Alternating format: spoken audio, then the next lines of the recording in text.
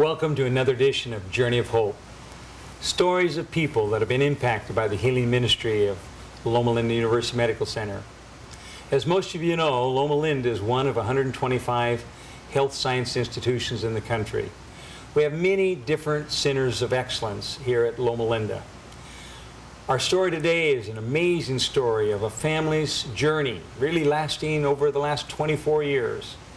A journey that's required patience, perseverance, prayer, courage, and compassion. It's a story of miracles. It's a story of the Grinnin family. Kathy and Hannah, we're so glad to have you here. Thank you. And we're going to kind of look at the story here, but you're really the story of our show here, Hannah. 11 years ago, you just celebrated your birthday, I understand, just a few days ago. Mm-hmm. And how old are you? 11. 11 years old. And 11 years ago, you were born over here at Loma Linda at the medical center. And they discovered some very interesting things about you immediately. And we're going to look at some film here in just a few minutes. But Kathy, tell us where you're originally from. Well, originally, we grew up in Colorado, but moved to Tucson, Arizona. Okay. And that's where I was expecting Hannah there. And so when we found out she had a heart defect that was fatal, we knew that we needed to find a place that could help us take care of her and her survival. So we actually came out to Loma Linda. So you made the move to Loma Linda because Yes. you knew that this pregnancy you're experiencing and this little baby Yes. had problems before she was Yes, born. You knew that. We knew it I was about 16 weeks pregnant. They found it pretty early, so that gave us some time to plan and figure out where we were going to go and what course of action we were going to take. So you moved to Loma Linda. All right, Yes. let's take a look at the coverage here, and it's just a small little clip, and then we'll continue our Okay. interview here. Okay. His plan. There'll be another member of the Grinnin family, a new baby girl that they've already named Hannah. I can almost hear her laughing. I think I know her so well.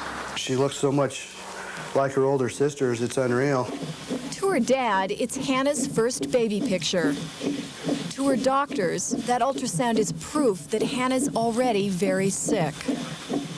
All of her limbs, all of her organs, everything about her is absolutely perfect except for the left side of her heart.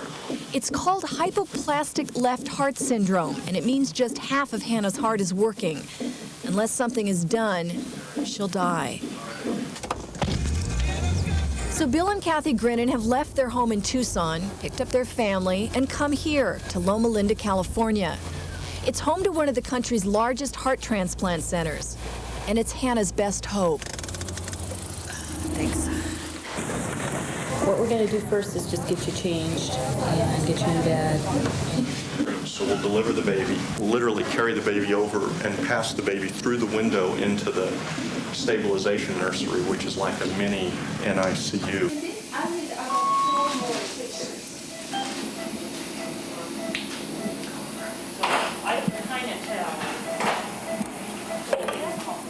Doctors perform a cesarean section. Get ready to cut. I need another suture. At first, everything goes smoothly. Hannah takes her first breath. Right away, she's rushed to intensive care. As soon as they're done working on her, they'll open up these blinds and we can see her. Out in the hallway, Hannah's new brothers and sisters wait for news. There's two doctors. Yeah. Hannah's heart is worse than anyone expected. Father, Son, and Holy Ghost, descend upon you and remain with you forever. Pray for the welfare. Thank you, Father. Hannah needs emergency surgery to literally force open the valves of her crippled heart. Her doctors say there's just a 10% chance she'll survive the surgery.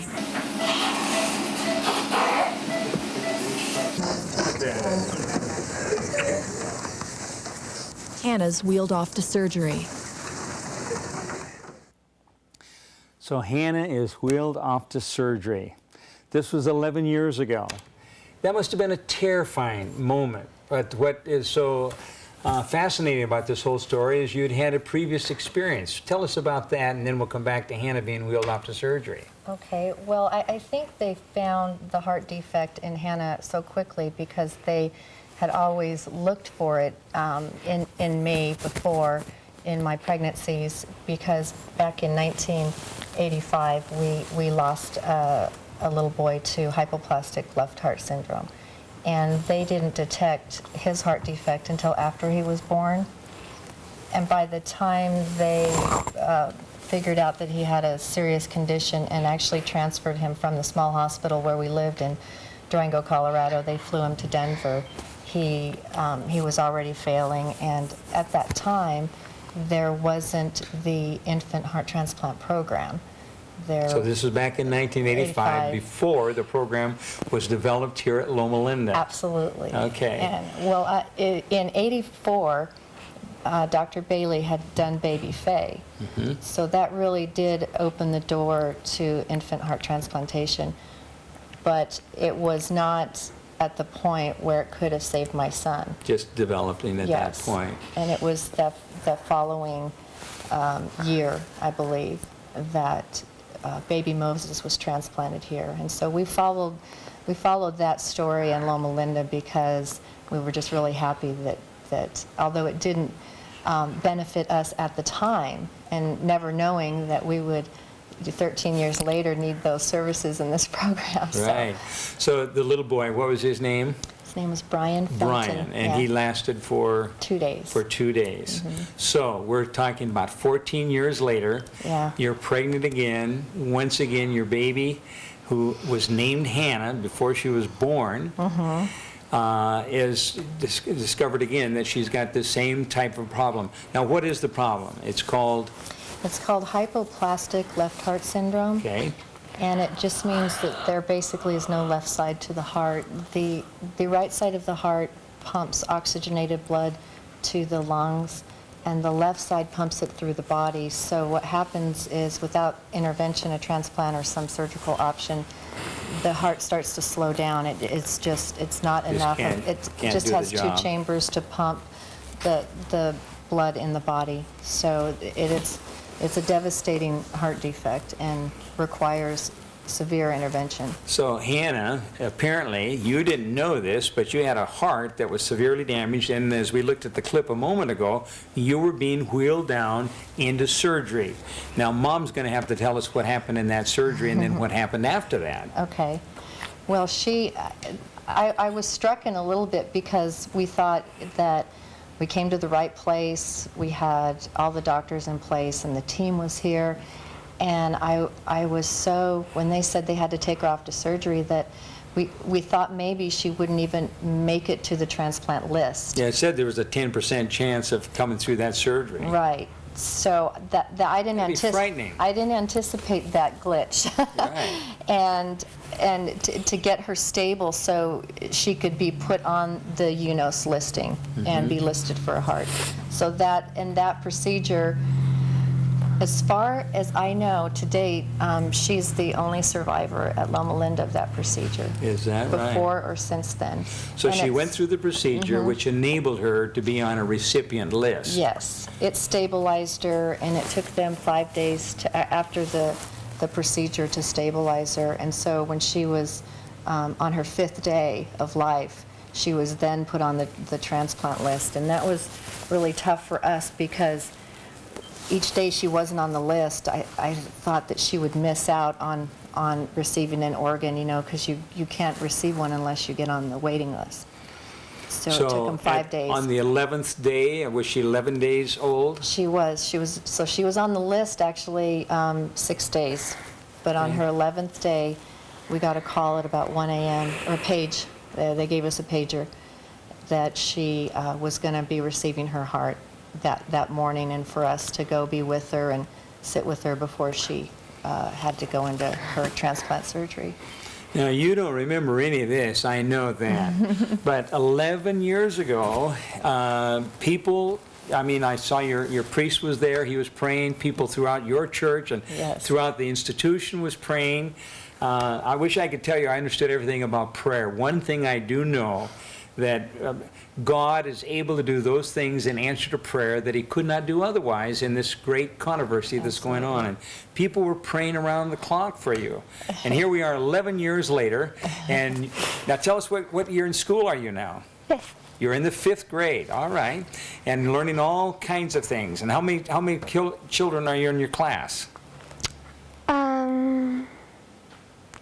About 30, 32. 30 to 32 kids. Okay. Well, do they all know that there's something very special about you? Yep. They do. All right. I bet you they do. And you're kind of they know you've been on TV and you're kind of a celebrity. And has anybody asked you for your autograph yet?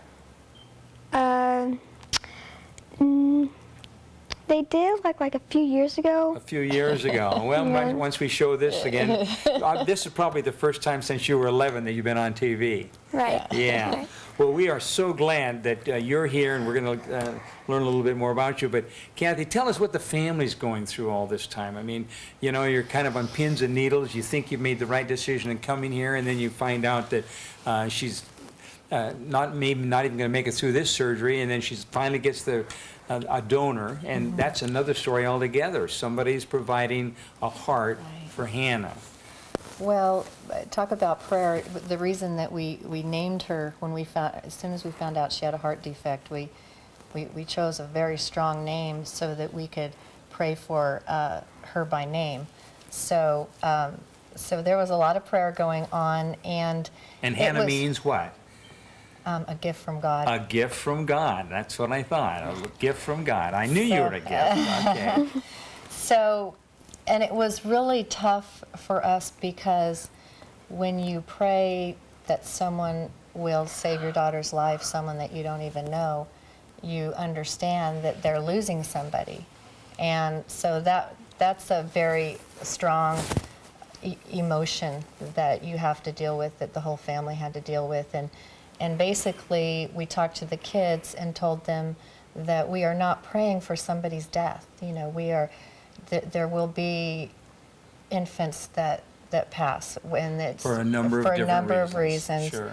And what we were praying for is that in that passing, that there would be parents that would have the courage to donate. So we wanted to make it real clear with the kids, and we were clear on that. They were good with that. So that was, you know, I have 6 other children, so they all have their needs, and we tried to have them a little normal. It was such an abnormal situation, but waiting at the hospital, taking turns, and just waiting, and many children, infants wait longer than Hannah. Months. It's got to be an anguishing time. And each day was an eternity. And then when we did get the page that she had a heart coming, then we didn't celebrate. We immediately started a prayer for the donor family, knowing that, you know, while we were their excited, loss was your gift of life. Their loss, that they had lost a child, and I was very upset about that. I was very upset and very grateful. So it was a long night. It was a long night. The heart arrived in the morning, and we were able to, fortunately, which I didn't know that we could do this, but the hospital's so great. They said, well, would you like to see, you know, the heart come in? And it's coming in on a limo through the ER. And so we, of course, said, sure, you know, yeah, let's do that. But when we saw the limo pull in, it was a very solemn moment. Kind of it was solemn very moment, silent. knowing what it represented. Right. And then the medical staff didn't really notice us, because they were all business. They had just been up all night to go get her, you know, her heart, her donor heart, and when they pulled the cooler out of the car, that's when I really, really broke down. Yeah. That I Very knew that emotional this moment. would, and I knew that what was in that cooler was going to save her life. So It was a, So obviously we've had a very successful surgery. yes. And did you learn about the donor? I mean, at what point did you learn about the donor? Well, the surgery went textbook. It went, Just went fine. and Again, you don't remember anything about it, do you? I didn't really. think so. Okay. And there again, that far into the program, and they had done, Hannah was the 94th neonate, which is under 30 days, that received a heart. And then, of course, she was 233 as a pediatric patient. So they had done. They had a lot of experience behind them. Yeah. And she came through the surgery just great. And well, with the documentary that you just saw, obviously the CBS show wanted to interview or contact the donor family, and we asked them to please. We didn't know what, How they feel about it. how they would feel about it. So it was done very tastefully through mediation, and they were just given the option. They said that the recipient of the heart was involved with media, and did they have a statement or something, and they certainly didn't have to. Well, they agreed to be interviewed, and they were interviewed, and they were very gracious. It was their 5th child, a son named Trevor Neal Frisch. And I did meet the donor mom, met the donor parents, and when we had an opportunity to meet, and she got to meet Hannah, she only asked one thing of me, and so that's why I always mention it. But she said, if you ever, when you're talking about Hannah, and you talk about her donor heart, she said, could you please say my son's name? Okay, so his name was Trevor. Trevor. And how old was Trevor? Trevor was, actually Trevor was born brain dead. Okay. And they had him on artificial life support Just for keeping a him- few days. Okay. So, but it was within the first few days Yes, then. and Okay. he, unfortunately, there was complications during her labor, and his umbilical cord had ruptured. So before they could do an emergency C-section, he didn't have oxygen. Okay. So by the time he was born, he was born brain dead. Now, have you met any of the family there so have you met Trevor's mother?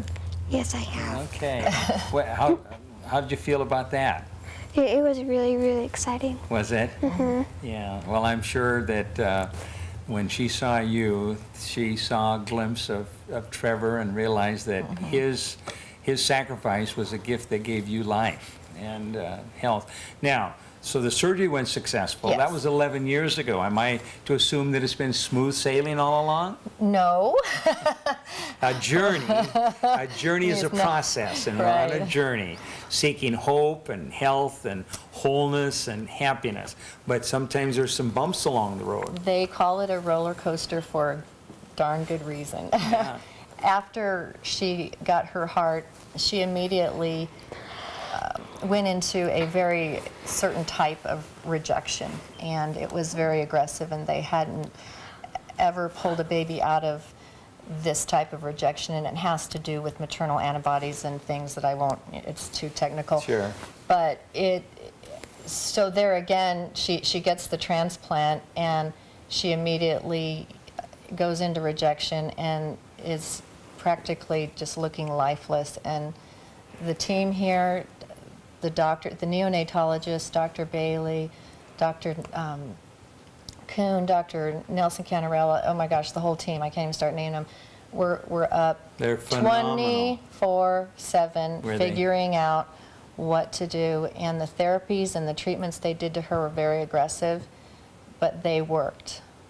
And then she started to improve, and her heart started to improve. She was almost at the point before they did certain aggressive therapies on her that they were going to relist her for transplant, and I just thought, oh, Can't go through that again. well, I thought that it was a miracle to get one heart. I wasn't confident. I was scared. So Sure. they pulled her out of it, and then she started getting stronger. And I believe we got out of the hospital. She had some feeding issues, and a few other things because her heart, so what happened was she had a really bad pumping chamber, you know, before her new heart, and then she gets a good one, and the whole body It's has just to get really- used to sure. it. They got to tune it up, and they got it. So she came home on a lot of medications, and slowly, month by month, after she came home, they were weaning her off certain things that she didn't need anymore because her body was adjusting to the good blood flow. Didn't have it before. So she is currently on just 2 medications, which we are really fortunate that she's only on 2. Some of the kids are on a All lot. kinds, and many times for the rest of their life. Well, and it is for the Yeah. rest of her life. Yeah. It is for the rest of her life. And so we're just happy that she can be on a low dose of just a couple medications because your body has to filter those, Sure. you know, and you don't want any other organ problems. But Well, I would imagine, Hannah, that during the last couple of years, you've been kind of growing, haven't you? I think even the last couple of months since I've seen you, you've been growing. So what kind of things do you like to do? Now, you have a new heart, and you're growing up, you're 11 years old, be a teenager very soon. What kind of things do you like to do? I mean, are you able to do things what other children are able to do? Most of some things. Okay. What kind of things, how do you like when you're playing? What do you do? I like to go swimming. You like to go swimming, okay, and California is a great place to go swimming. Do you have a bike? Yeah. And are you able to ride the bike that? Yeah, I love riding bikes. Okay. When you're in school, are you able to play games with the rest of the children? Yeah. No, you're just, sound to me like you're a very normal person. And got a heart, and you're just keeping actively involved. So, do you miss school every once in a while? Nope. Good. Only when I have to do an interview with you Yes. that you're able to get out. Okay. Well, tell us how this has affected the whole family. well, what we ended up doing after she got out of the hospital, we were here temporarily. You know, we had planned to go back to Tucson. And we did go back for Thanksgiving, but we still had all of our stuff here, and then we were going to come back and get our stuff. And she got really sick over Thanksgiving and was put into the hospital there. And This was several years ago. this was when she was about, 5, 6 months old. Right.